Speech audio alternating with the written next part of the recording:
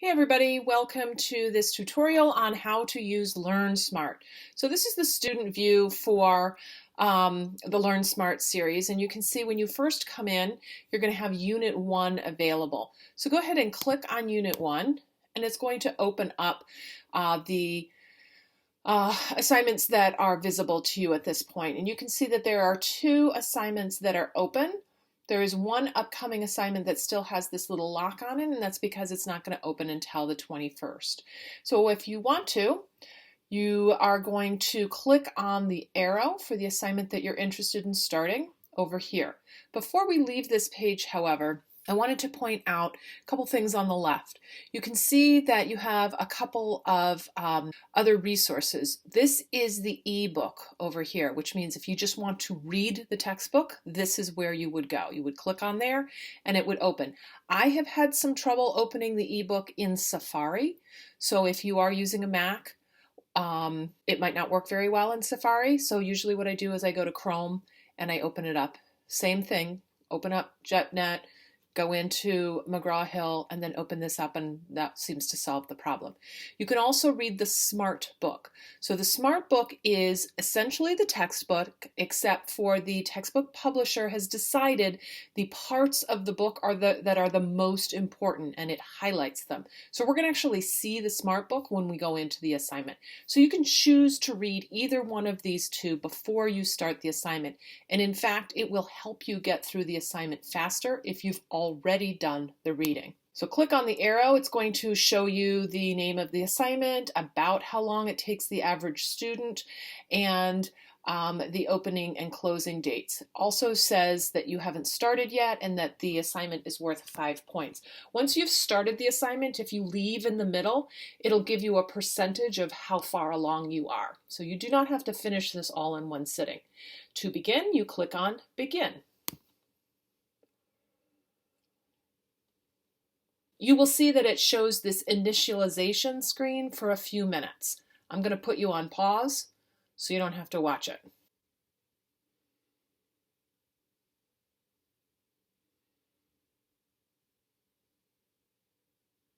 So you can see that you're going to get this screen. It's downloading the content. Okay, when you first come into a Smart Book chapter, it's going to start at the very beginning. You can see on the left pane over here that we've got the overview for chapter 2 and then all the different sections, 2.1, 2.2, etc. If you scroll down, you'll see that a lot of it is grayed out.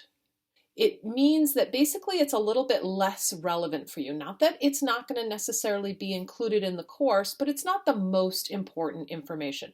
This is the problem with the Smart Book, which is that it only gives you the highlighted areas. If you read the regular textbook, you have access to everything. But for the purposes of this assignment, we are assuming that you have already read the entire textbook. And so you might just want to scan over the most important parts. If you've already read the textbook, you can go to the Practice button.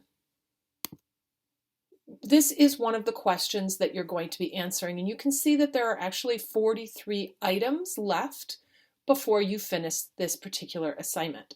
So a substance that cannot be broken down into a simpler substance is called well, I happen to know what that is. That would be an element, and I'm pretty sure that I know it. So once I click this, it's going to tell me whether I'm right or wrong.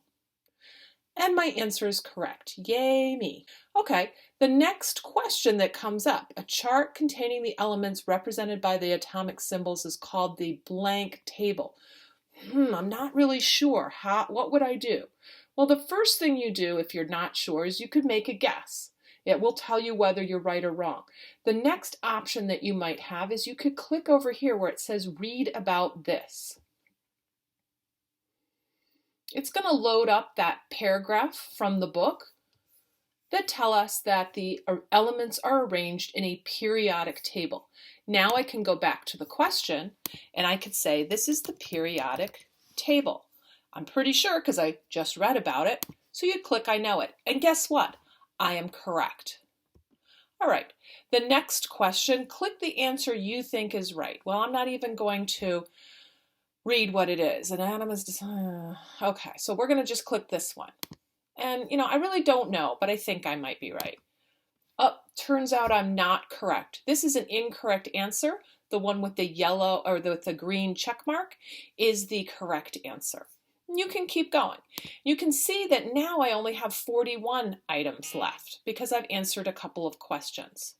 Now, if you start feeling like, boy, a lot of these questions I'm not sure about, you can toggle back and do some more reviewing.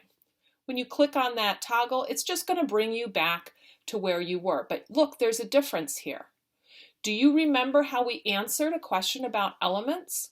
Now that particular area is highlighted in green, which means that you knew the answer and you answered it correctly in the assignment.